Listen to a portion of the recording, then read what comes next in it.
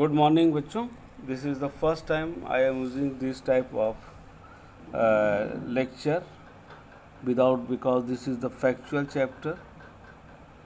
First of all, good morning and hope you are staying at home safely. You are using your time in productive manner. This is the chapter Development of Banking in India. Earlier I have said that I am not using the whiteboard because this is a factual chapter, so that I am using this type of mode of delivery. Hope you will find it in fruitful manner. So I am starting this chapter.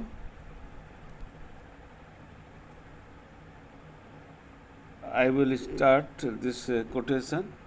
It is now an established fact that India possesses some system of indigenous banking. Indigenous banking means the in जो स्वदेशी जो अपने देश में बना हुआ, that is the indigenous banking from very early times, though it was not similar to the banking in modern age.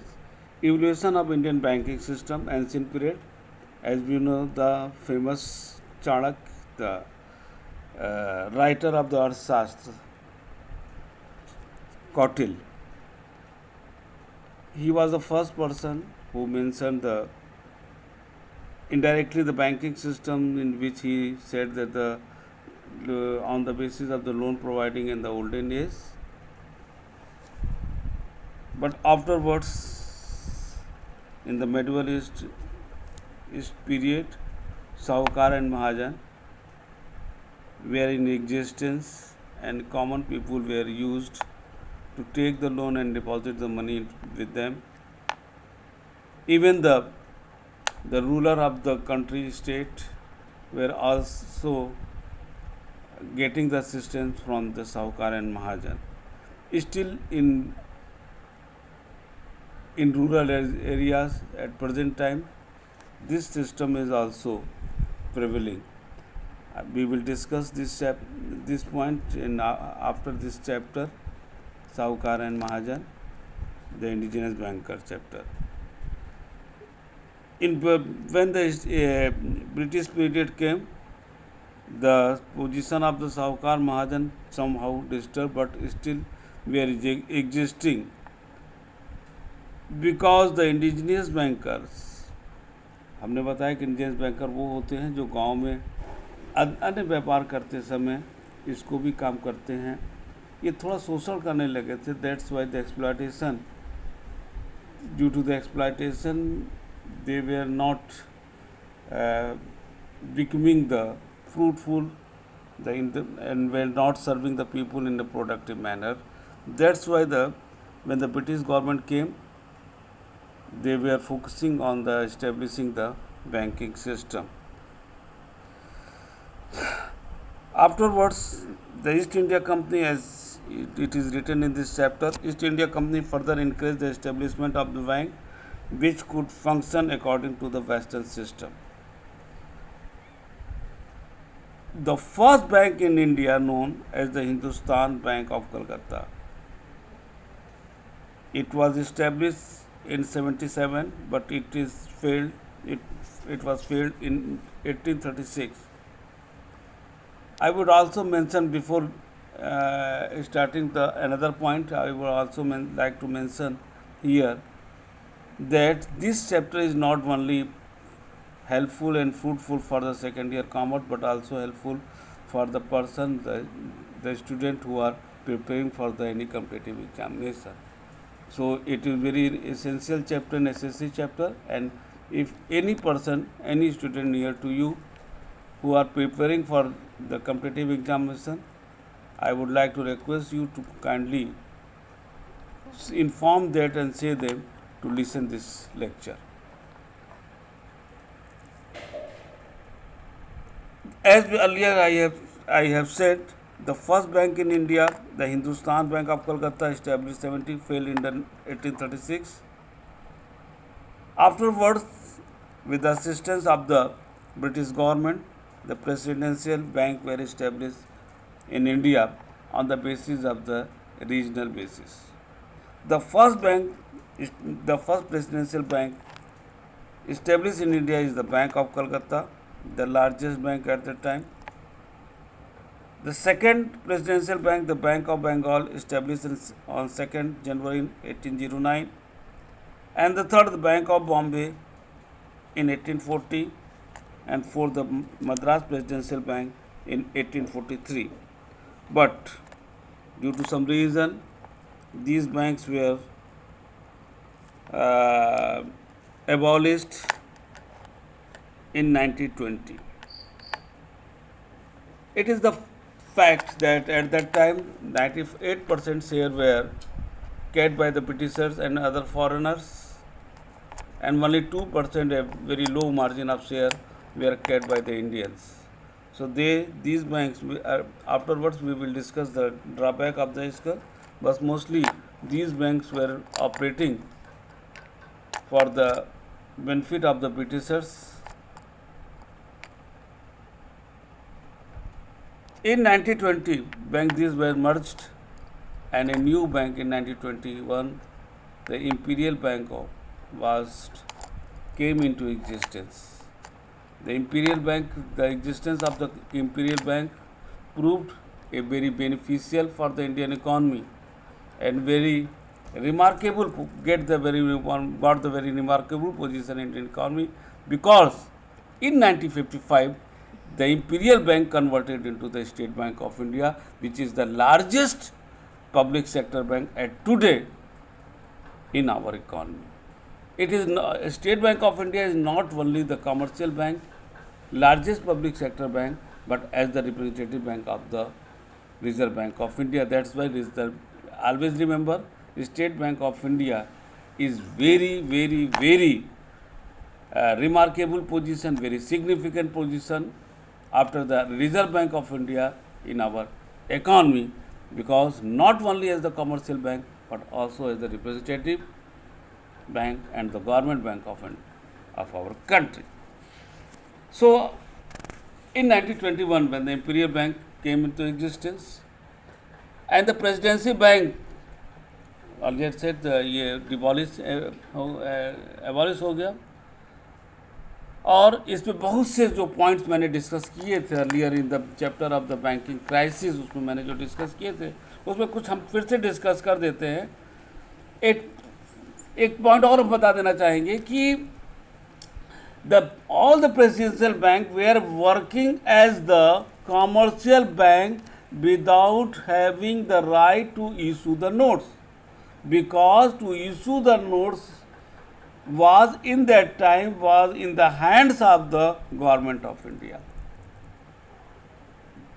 Major drawback as per this chapter is, first, there was no coordination between the policies of this bank, because these banks were established on the regional basis, और सब अपने हिसाब से, क्योंकि सबका chairman अलग था, managing director अलग था, सबका जोन ऑफ इंटरेस्ट अलग था, सब अपने अपने हिसाब से काम कर रहे थे. वहाँ इंडियन इकोनॉमी का कोई मतलब नहीं था. सब चूँकि कॉरपोरेट सेक्टर के रूप में काम कर रहे थे, जो प्रॉफिट मोटिव हो चुका था. Second, they concentrated their effort in limited area, did not make effort for the expansion of business. चूँकि वो रीजनल बेसिस पर थे, उनका बिजनेस बढ़ाने से ज़्यादा था ज़्यादा से ज़्यादा प्रॉफिट कमाना, और उसी एरिया के ही बारे में वो सोचते थे. उनका जो एक लार्जर पर्सपेक्टिव होता है इकोनॉमिक संदर्भ में, उनका कुछ नहीं था. Third, the financial resources were caught insufficient, क्योंकि एक लिमिटेड एरिया में काम करने वाला जो उनका रिसोर्सेज होता था बहुत बड़ा नहीं था, जिसके वजह से वो फंड की प्रॉब्लम से जूझ रहे थे. The note issue, as I have said, note issue was done by the government, whereas the credit instrument were issued by this bank. This bank never attempted to support the Indian banks. Due to the above inherent drawback, these banks were merged and the Imperial Bank of India was established in 1921. ठीक है ना. अब इसके बाद हमारे यहाँ joint bank का स्थापना हुआ चला. सबसे पहला जो है इसमें जो दिया है, statutory decision taken to establish joint stock bank. Some important bank, Allahabad bank 1865, माने इलाहाबाद बैंक हम सबसे पुराना हमारा जो आज के संदर्भ में बैंक हुआ. Alliance bank of the Shimla 1874, Awadh commercial bank 1881, PNB 1894, subsequently bank of India 1906, bank of Baroda 1908, central bank of India 1911। वैसे आपको बता दें 1911 हमारे लिए बहुत इम्पोर्टेंट हमारे देश का एक होता है, क्योंकि इसमें सिर्फ सेंट्रल बैंक की स्थापना नहीं हुई, बट जीके के तौर पर हमारी देश की राजधानी कलकत्ता से दिल्ली भी शिफ्ट हुआ था 1921 ये 11 में। इसको याद रखिएगा। ये सब्जेक्ट से टॉपिक से हट के था, लेकिन नॉलेज की दृष्टि से बता दिया 1911 में पहले हमारा कलकत्ता राजधानी होता है, 1911 में शिफ्ट कर गया दिल्ली के लिए। ठीक है ना। क्राइसिस पीरियड जो था फर्स्ट वर्ल्ड वार। एक चीज़ हम आपको बता दें, हमारी जो पूरे वर्ल्ड की इकॉनमी और हमारी इकॉनमी 3 फेज़ में चली है। पहला first world war, second great depression 1930 और तीसरा आपका सेकेंड वर्ल्ड वार। आप देखिएगा हमारे देश में रिजर्व बैंक आया जब इंटरनेशनल ग्रेट डिप्रेशन 1930 आया। हमारा देश भी आज़ाद हुआ जब सेकेंड वर्ल्ड वार हुआ।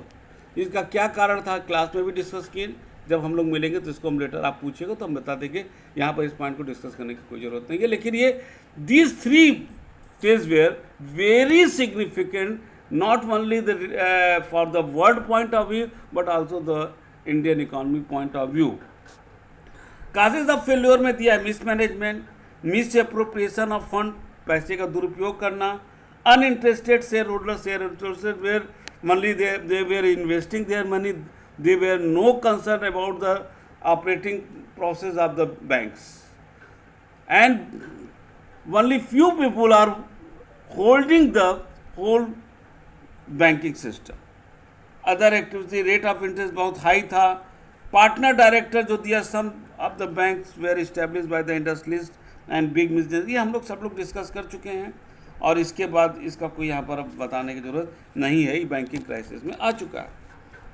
Consequences of failure of banks में several person loss their saving जब फेल किया, सब लोगों ने अपना बचत जिनका जमा हुआ था वो ख़त्म हो गया। Due to the disturbing situation, the government and the business community felt the need of the central bank and well-defined statutory policy of the bank. So, आपको बता दें 1930 के बाद, 1930 के पहले ही जो है एक रिकमेंडेशन आया था जिसके आधार पर 1931 में आरबीआई एक्ट पास हुआ और 1 अप्रैल 1935 को आरबीआई का इस्टेब्लिशमेंट हुआ।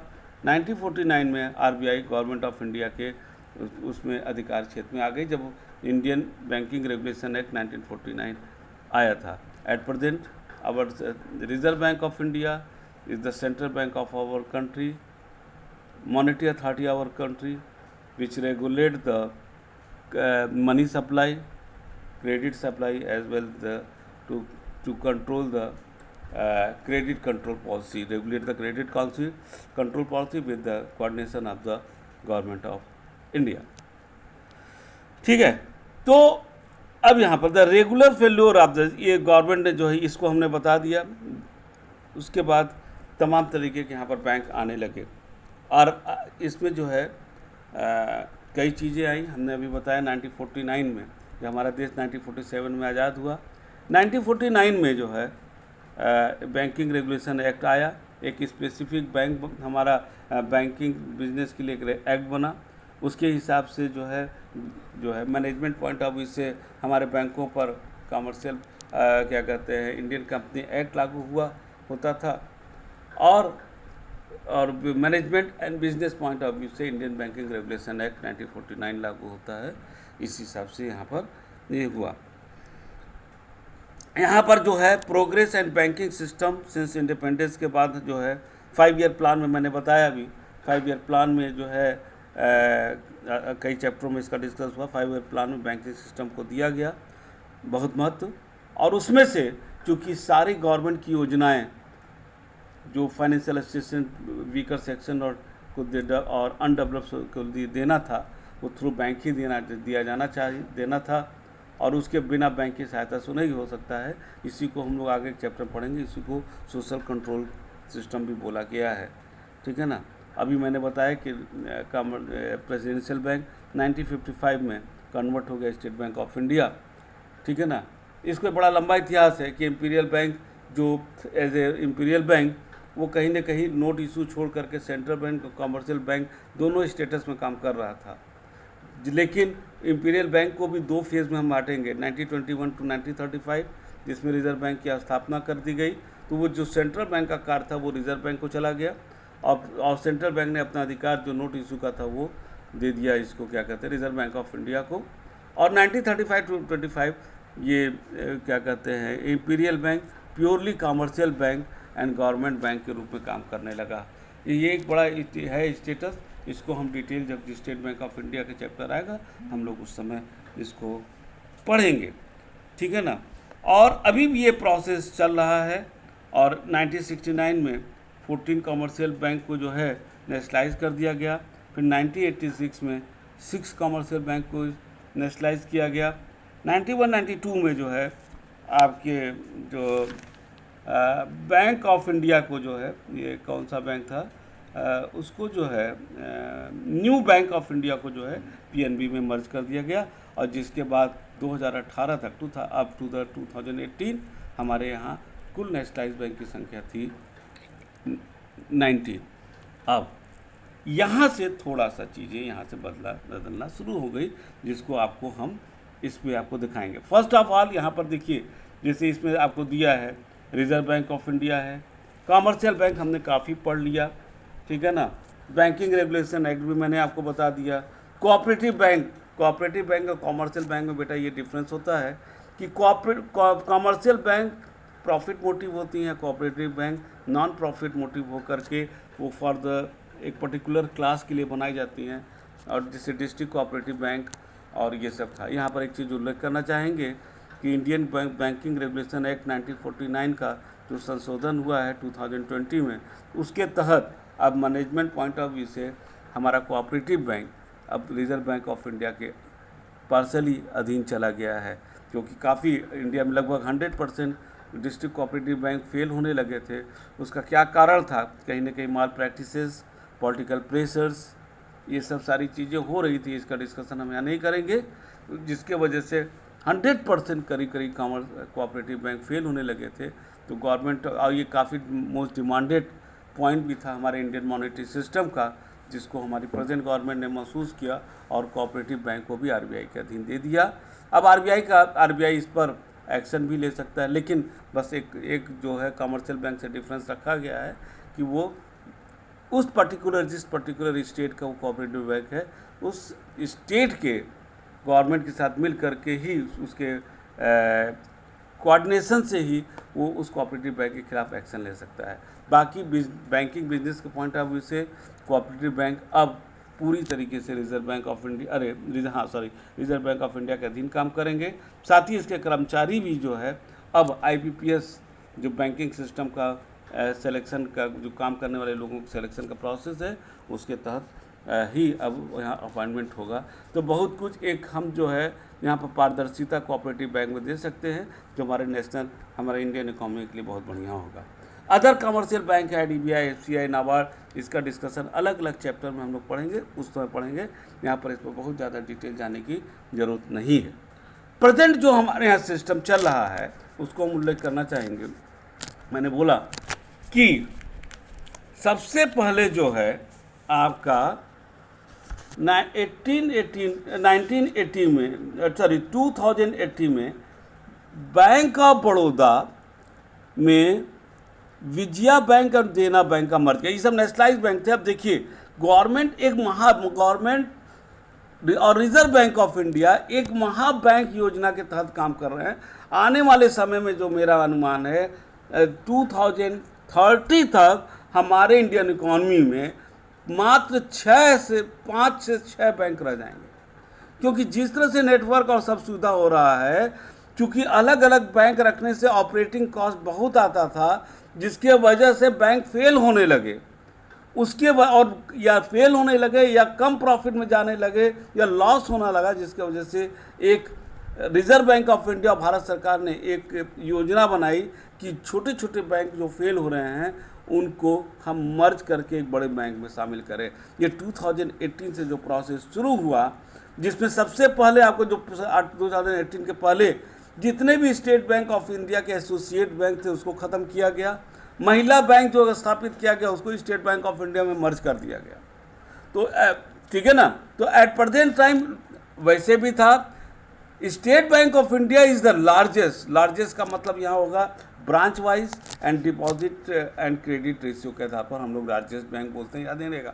Again I am repeating, largest bank का मतलब होता है फर्स्ट पूरे इंडिया में उसके कितने ब्रांचेज हैं, पॉइंट नंबर 1, डिपॉजिट कितना है और उसने लोन कितना दिया है। इस 3 ग्राउंड पे जो सबसे ज़्यादा हाईएस्ट होता है उसको लार्जेस्ट पब्लिक सेक्टर बैंक बोलते हैं। तो उसमें सबसे बड़ा स्टेट बैंक ऑफ इंडिया, मैंने पहले ही बताया, State Bank of India other commercial bank है लेकिन State Bank of India bear a very unique identity and entity in our economy because State Bank of India is not playing the role of the commercial bank, but also State Bank of India is the representative bank of the Reserve Bank of India as well as the bank of the government of India, government का bank. तो सबसे पहले जो 2018 में state bank का ये हुआ, उसके बाद विजया बैंक एंड देना बैंक बैंक ऑफ बड़ौदा में मर्ज कर गए। ठीक है, तो अब ये 3 बैंक मिल करके एक बैंक बना, that is the bank of Baroda, जिसमें विजया बैंक और देना बैंक मर्ज किए। उसके बाद जो है आपका जो बन रहा है कि कौन कौन बैंक किया, उसमें से आइए पीएनबी में आपका ओरिएंटल 1 अप्रैल से जो लागू हुआ है 2020 से, पीएनबी में ओरिएंटल बैंक ऑफ कॉमर्स और यूनाइटेड बैंक ऑफ इंडिया मर्ज किया गया। उसके पहले केनरा बैंक में जो है आपके सिंडिकेट बैंक को मर्ज कर दिया गया। यूनियन बैंक ऑफ इंडिया में जो है Andhra bank and cooperation bank को मर्ज कर दिया गया और इंडियन बैंक और इलाहाबाद बैंक एक दूसरे में मर्ज करके आज इंडियन बैंक के रूप में वो काम कर रहे हैं। ठीक है ना, हमारे ख्याल से एकदम क्लियर हो गया और आपके इस पर लिखा है, आप एक बार इसको डेटा को आप फिर से देख सकते हो। This is the fact. उसके आधार पर आज जो हमारे पास 12 पब्लिक सेक्टर बैंक हैं उसको on the basis of the largest public sector जो रैंकिंग हमारे इंडियन इकोनॉमी में दिया गया है, first State Bank of India, second Punjab National Bank, third Bank of Baroda, fourth Canara Bank, fifth United Bank of India, six Bank of India, seventh Indian Bank, eighth Central bank of India, ninth Indian Overseas Bank, tenth UCO Bank, 11th Punjab and Sind Bank and the last the bank 12th पर Bank of Maharashtra. ये 12 जो है from first to 12th largest bank के रूप में हम इनको पाते हैं। जहाँ तक प्राइवेट सेक्टर बैंक की बात है, प्राइवेट सेक्टर बैंक में सबसे लार्जेस्ट बैंक है एचडीएफसी बैंक। एचडीएफसी बैंक है, एचडीएफसी एक फाइनेंशियल कॉरपोरेशन अलग होता है लेकिन इसका नाम है housing development finance corporation of India. तो एचडीएफसी के रूप में वो फाइनेंशियल कॉरपोरेशन है लेकिन बैंक के रूप में ये लार्जेस्ट बैंक है। ICICI bank second private sector का लार्जेस्ट बैंक है एंड थर्ड एक्सिस बैंक, ये सब बड़ा फेमस बैंक है। ये एक्सिस बैंक है और ये थर्ड लार्जेस्ट बैंक है। ये एक पूरा सिस्टम हमने आपको बैंकिंग सिस्टम का दे दिया।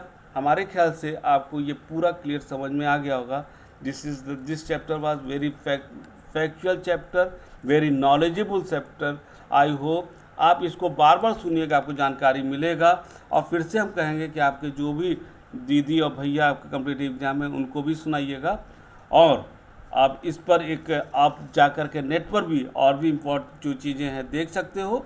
और सैटरडे को जो सिस्टर के द्वारा रखा गया एक आप क्वेश्चन आंसर सेशन होता है, अगर आपको कुछ नहीं समझ में आता है उसको आप इसमें से देख सकते हो और हमसे क्वेरी कर सकते हो।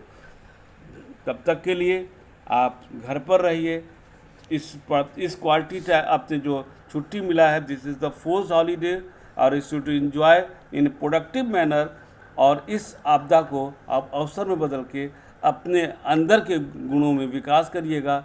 अच्छा स्टूडेंट बनिए और अच्छे अपने माँ बाप का अच्छा बच्चा बनिए। और उसी के साथ विजय सर की तरफ से आप सबको ढेर सारी शुभकामनाओं के साथ नेक्स्ट क्लास में मिलते हैं। तब तक के लिए थैंक यू।